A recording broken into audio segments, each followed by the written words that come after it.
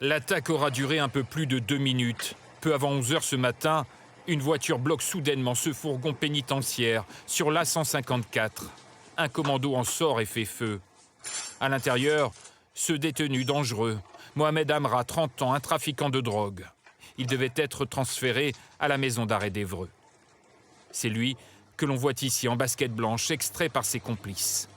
Le commando s'enfuit, met le feu à l'une de ses voitures, à quelques mètres de témoins stupéfaits. J'entends les rafales.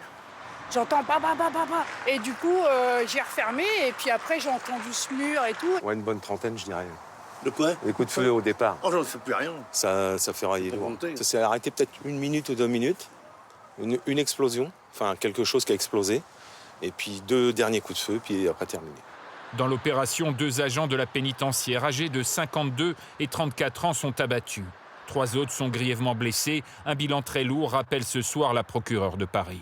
La scène est révélatrice de l'extrême violence dont se sont rendus coupables les criminels recherchés.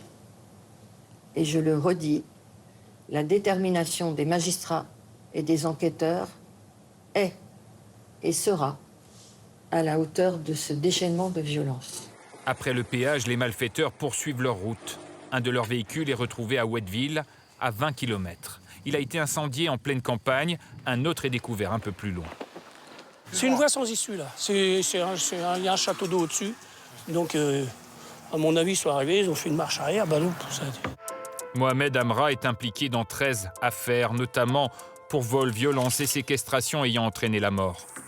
Le délinquant en détention provisoire est passé par les prisons de Marseille, Évreux et Paris. Contacté, sa mère semble démunie. Moi, il ne parle pas. Moi, il ne me parle pas. C'est mon fils qui ne me parle de rien. J'étais au Beaumet. J'étais le voir. Il est en isolement. Après, je suis allé à Évreux une fois. On parlait normal. Il n'y a pas... Moi, il ne m'a rien montré. Je ne comprends pas. Le commando, toujours en fuite ce soir, est actuellement recherché dans toute la France par des centaines de gendarmes et policiers.